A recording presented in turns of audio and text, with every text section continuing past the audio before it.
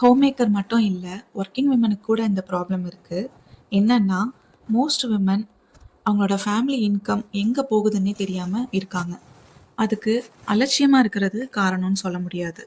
அதுக்கு உண்மையான காரணம் என்னன்னு பார்த்தீங்கன்னா, அவங்க ஃபுல்லாக மணியை ஹேண்டில் பண்ணலை, ஆர் அவங்க அதை பற்றி ஃபுல்லாக தெரிஞ்சுக்க விரும்பாமல் இருக்கிறது, இல்லை ஃபுல்லாக ஹேண்டில் பண்ண அலோவ் பண்ணப்படாமல் இருக்கிறது. இதில் என்னென்ன ரீசன்ஸ் இருக்கும் அப்படிங்கிறது தான் இந்த வீடியோவில் நான் கவர் பண்ணியிருக்கேன். அதில் நம்பர் 1, இன்விசிபிள் ரெஸ்பான்சிபிலிட்டி. இது நான் ஃபஸ்ட்டு பாயிண்ட்டாக சொல்கிறதுக்கு காரணம், இது மோஸ்ட் ஆஃப் த ஃபேமிலிஸில் இது நடக்கும். பிகாஸ் விமன் சர்டைன் ரெஸ்பான்சிபிலிட்டிஸ் மட்டும் எடுத்துக்குவாங்க. அதாவது குக்கிங் அது சம்மந்தமாக பார்க்குறது, குழந்தைங்களை பார்த்துக்கிறது, வீட்டுக்கு தேவையானது பார்த்துக்கிறது, இதை மட்டும் ரெஸ்பான்சிபிலிட்டி எடுத்து அதுக்கு தேவையான ஸ்பெண்டிங், அதோட எக்ஸ்பென்சஸ் மட்டும் அவங்க பார்த்துக்குவாங்க. அட் த சேம் டைம் எவ்வளோ இஎம்ஐ பே பண்ணணும், லோன் எவ்வளோ பே பண்ணணும், மந்த்லி என்னென்ன லோனெல்லாம் பே பண்ணணும், இது மாதிரியான கிரெடிட் கார்டு பில்ஸு, இது மாதிரியான விஷயங்கள்லாம் எதுவுமே தெரியாமல் இருக்கிறது.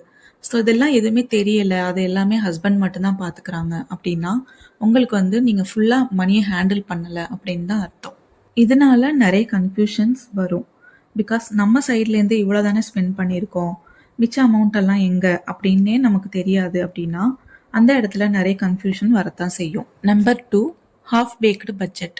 இதுக்கு நான் ஏன் இப்படி பேர் கொடுத்துருக்கேன்னா, இந்த பட்ஜெட்டில் நிறைய விஷயங்களை இன்க்ளூட் பண்ணாமல் விட்டுருவாங்க. எக்ஸாம்பிள், இஎம்ஐயாக இருக்கட்டும், இல்லை ஒரு சின்னதாக ஸ்நாக்ஸ் வாங்கி சாப்பிட்றதா இருக்கட்டும், இது எல்லாமே பட்ஜெட்டுக்குள்ளே வராது அப்படிங்கிற மாதிரி இன்க்ளூட் பண்ணாமல் விட்டுருவாங்க. ஸோ அது மந்த்லி பிளான் பண்ணுறதுக்கோ இல்லை ஒரு லாங் டேர்மாக பிளான் பண்ணுறதுக்கோ ஹெல்ப் பண்ணாத மாதிரி இருக்கும். இது மேக்ஸிமம் பிஸ்னஸ் பண்ணுற ஃபேமிலிஸ்லாம் நிறைய நடக்கும். பிகாஸ் எனக்குமே அந்த எக்ஸ்பீரியன்ஸ் இருக்குது. என்னோட ஹஸ்பண்ட் ஒரு பிஸ்னஸ் பர்சன் அப்படிங்கிறதுனால நான் வீட்டோட எக்ஸ்பென்சஸ் மட்டும்தான் ட்ராக் பண்ணிட்டு இருந்தேன். அந்த டைம் எனக்கு பிஸ்னஸ் பற்றி பெருசாக தெரியல. ஸோ அப்படி பார்க்கும்போது என்னோட பட்ஜெட் ஒரு லிமிட்டடாக இருந்துச்சு, எதுவுமே புரியாத மாதிரி இருந்துச்சு. பட் நான் எப்போ பிஸ்னஸ்குள்ளேயும் இன்வால்வ் ஆகி அதோட அக்கௌண்டிங் எல்லாமே பார்க்க ஆரம்பிச்சனோ அப்போ தான் எனக்கு வீட்டுக்கும் சேர்த்து பார்க்கும்போது எனக்கு அதோட ஃபுல் ஃபிகர் புரிய வந்துச்சு. நீங்கள் ஒர்க்கிங் பர்சனாக இருந்தாலுமே இது பொருந்தும். ஏன்னா 2 பேருமே ஒர்க் பண்ணுறீங்க அப்படின்னா உன்னோட சேலரி உன்னோடதை பார்த்துக்கோ, என்னோட சேலரியை வச்சு நான் ஒரு அக்கௌண்டிங் பண்ணிக்கிறேன் அப்படின்னா அது கரெக்டான ஒரு ட்ராக்காக இருக்காது. 2 பேரோட இன்கமும் ஒன்றா ஆக்கி அதுக்கப்புறம் அதுலேருந்து எக்ஸ்பென்சஸ் ட்ராக் பண்ணுறது, இல்லை லாங் டேர்ம் கோல்ஸ் என்னென்ன இருக்குது அப்படிங்கிறத பார்த்தோன்னா நமக்கு ஒரு கிளியரான ஐடியா கிடைக்கும். 3rd பாயிண்ட், எமோஷ்னல் மணி டெசிஷன்ஸ். அதாவது நம்ம மென்டல் பீஸை ப்ரொடெக்ட் பண்ணிக்கிறதுக்காகவும், இல்லை ஏதாவது ஆர்கியூமெண்ட் ஃபேமிலிஸில் வரக்கூடாது, அதை அவாய்ட் பண்ணணும் அப்படிங்கிறதுக்காகவும் எமோஷ்னலாக ஸ்பெண்ட் பண்ணிக்கிறது. இது எங்கே அதிகமாக நடக்கும்னா, ஒரு வீட்டில் ஹஸ்பண்ட் மட்டும்தான் பிரெட் வின்னராக இருக்காங்க, அதாவது பிரெட் வின்னர்னால் ஒரு பர்சன் மட்டும்தான் ஏர்ன் பண்ணுறாங்க அப்படிங்கிற ஃபேமிலிஸில் இது அதிகமாக நடக்கும். இதனால வீட்டு செலவு நமக்கு தனிப்பட்ட செலவு அப்படிங்கிறத ட்ராக் பண்ண முடியாமல் மொத்தமாக அதை பட்ஜெட்டில் கொண்டு வந்துடுவாங்க. ஸோ அது ஒரு பெரிய mistake. So men R women 2 பேருமே ஓப்பனாக மணி பற்றின விஷயங்களை பேசிட்டோன்னா அதில் பிரச்சனை இருக்காது. ஆஸ் அன் இண்டிவிஜுவலாக நமக்கும் சில எக்ஸ்பென்சஸ் எதிர்பாராத விதமாக வரும். ஸோ அதை நம்ம ஓப்பனாக பேசணும். ஸோ பேசிட்டோம் அப்படின்னா நம்ம அதுக்கப்புறம் என்ன பண்ணணும், அதுக்கேற்ற மாதிரி என்ன பிளான் பண்ணிக்கலாம் அப்படிங்கிறதையும் உட்காந்து பேசிட்டோன்னா எந்த பிரச்சனையும் இருக்காது. ஸோ வெல்த் க்ரியேட் பண்ணுறதா இருக்கட்டும், இல்லை சேவிங்ஸு, இன்வெஸ்ட்மெண்ட், இது மாதிரி எது பண்ணுறதுனாலும் நம்ம ஈஸியாக பிளான் பண்ண முடியும்.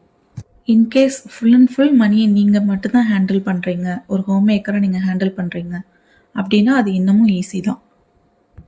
4th பாயிண்ட், ஷேர்டு மணி. இது நமக்கு முன்னே இருக்கிற ஜென்ரேஷன் பார்த்து நம்ம தெரிஞ்சுக்க முடியும். ஸோ என்ன பண்ணுவாங்கன்னா, இந்த வீக்குக்கு இவ்வளோ அமௌண்ட் தேவைப்படும் கிராசரிஸ் வாங்குறதுக்கு, இல்லை நான்வெஜ்ஜு இதெல்லாம் வாங்குறதுக்கு இவ்வளோ செலவாகும் அப்படின்னு ஒரு அமௌண்ட் வாங்கிக்கிறது. இது மாதிரி அப்ரூவல் வாங்கிட்டு இவ்வளோ அமௌண்ட் வேணும் அப்படின்னு கேட்டுட்டு அதை ஸ்பெண்ட் பண்ணும்போது அதை பட்ஜெட் பண்ண மாட்டாங்க. அதை எப்படி ட்ராக் பண்ணணும் அப்படிங்கிற ஐடியாவும் மேக்ஸிமம் யாருக்கும் வராது. இதில் பட்ஜெட் பண்ணி ட்ராக் பண்ணி நீங்கள் அதுலேயும் சேவ் பண்ணுறாங்க அப்படின்னா அதில் ஒரு ட்ராப் இருக்குது.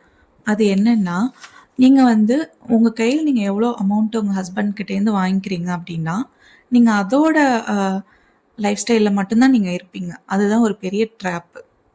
ஒரு பேசிக்கான சேல்ரி அதையும் தாண்டி சம்பாதிக்கணும் அப்படின்னாலே அது நம்ம நல்லா வெல்த் கிரியேஷன் பண்ணணும், நல்லா வாழணும் அப்படிங்கிறதுக்காக தான்.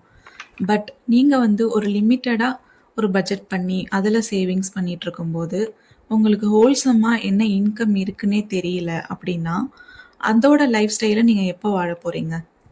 ஃபார் அன் எக்ஸாம்பிள், இப்போது ஒரு 10 crore இருக்கிறவங்களோட லைஃப் ஸ்டைல் வந்து வேறு மாதிரி இருக்கும். அதுவே 1 crore நெட்ஒர்த் இருக்குது அப்படின்னா அவங்களோட லைஃப் ஸ்டைல் வேறு மாதிரி இருக்கும்.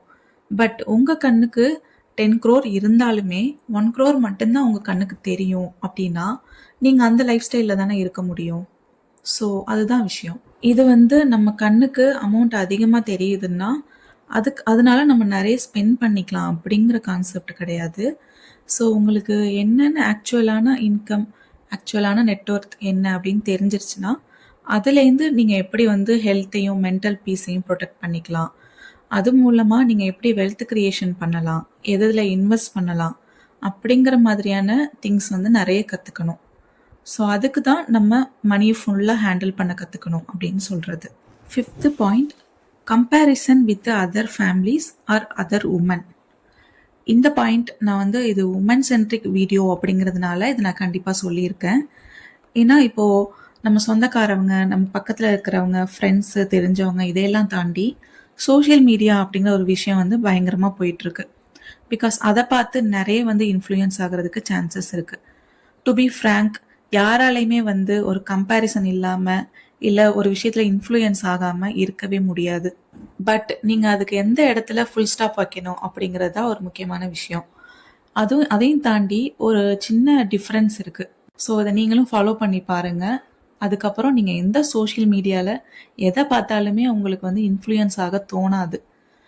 அதில் என்ன உண்மையான ட்ரூத் என்னது அப்படிங்கிறது தான் நீங்கள் யோசிச்சு பார்ப்பீங்களே தவிர நீங்கள் இன்ஃப்ளூயன்ஸ் ஆக மாட்டீங்க. இல்லை ஒரு ஜஸ்ட் என்டர்டைன்மெண்ட் மாதிரி பார்த்துட்டு போயிடுவீங்க. ஸோ அது என்னென்னா இன்ஸ்பிரேஷன் வெர்சஸ் இன்ஃப்ளூயன்ஸ். இப்போது நிஜமாகவே நம்ம சில பேரை பார்த்து இன்ஸ்பயர் ஆகுவோம். ஸோ அவங்கள மாதிரி நம்மளும் வரணும், அவங்கள மாதிரி இருந்தால் நமக்கும் நல்லா இருக்கும் அப்படிங்கிற ஒரு ஃபீல் வரும். அது வந்து நிஜமாகவே இன்ஸ்பிரேஷன். அது மாதிரி இருக்கிற பர்சன்னா நீங்கள் கண்டிப்பாக ஃபாலோ பண்ணுங்கள். இந்த இன்ஸ்பிரேஷன் வந்து டே பை டே நம்மளை பெட்டர் ஆக்குறதுக்கு ரொம்ப ஹெல்ப்ஃபுல்லாக இருக்கும். ஸோ இது வந்து நல்லது. இன்ஃப்ளூயன்ஸுக்கும் மணிக்கும் என்னதான் சம்மந்தம் அப்படின்னு கேட்டிங்கன்னா, ஸோ இன்ஃப்ளூயன்சிங் அப்படின்னாலே ஏதோ ஒரு ப்ராடக்டை வந்து செல் பண்ணுறாங்க, இல்லை ஏதோ ஒரு சர்வீஸை வந்து செல் பண்ணுறாங்க அப்படின்னு தான் அர்த்தம். ஸோ நீங்கள் அந்த பாயிண்ட் ஆஃப் வியூலேருந்து நீங்கள் பார்த்தீங்கன்னா எந்த ஒரு ரீல்ஸாக இருக்கட்டும், நீங்கள் எந்த சோஷியல் மீடியாவில் பார்க்குற விஷயம் எதுவுமே உங்களை இன்ஃப்ளூயன்ஸ் பண்ண முடியாது. இதை நம்ம புரிஞ்சுக்கிட்டோம்னா நமக்கு வந்து எமோஷ்னல் ஸ்பெண்டிங் அப்படிங்கிறதே நடக்காது. பிகாஸ் எமோஷ்னல் ஸ்பெண்டிங் அப்படிங்கிறது நம்ம டைரெக்டாக ஒரு ப்ராடக்டை பார்த்து வாங்குகிறோம், ஒரு சர்வீஸை பார்த்து வேணும்னு நினைக்கிறோம் அப்படிங்கிறது மட்டும் கிடையாது. இது இன்டைரக்டாக வந்து நமக்கு அவங்கள மாதிரி ஆகணும், இல்லை அவங்கள மாதிரி ஸ்பெண்ட் பண்ணணும் அப்படிங்கிற மைண்ட் செட்டை நமக்கு கொண்டு வராது. பிகாஸ் நம்ம லைஃப்பில் நமக்கு பிடிச்சதுன்னு சில விஷயங்கள் இருக்கலாம், அதுக்காக நம்ம ஸ்பெண்ட் பண்ணலாம். இல்லை நம்மளோட லைஃபோட பர்பஸ் இதுதான் அப்படிங்கிறது நமக்கு புரிஞ்சிச்சுன்னா அதை நோக்கி நம்ம ஓடலாம். பட் மற்ற விஷயங்களை பார்த்து நம்ம இன்ஃப்ளூயன்ஸ் ஆகிறதுல அர்த்தமே இல்லை. இப்போ நான் சொன்ன இந்த 5 பாயிண்ட்ஸ் திரும்ப திரும்ப சேம் கருத்தையே சொல்கிற மாதிரி இருந்தாலும் அதில் நிறைய டிஃப்ரென்சஸ் இருக்குது. அதை நீங்கள் திரும்ப திரும்ப கேட்டால் கூட நல்லா புரியும். ஸோ இதெல்லாம் நீங்கள் ஃபாலோ பண்ணும்போது உங்களுக்கு எப்படி வந்து மணியை ஹேண்டில் பண்ணணும் அப்படிங்கிறது நல்லாவே புரிஞ்சிடும்.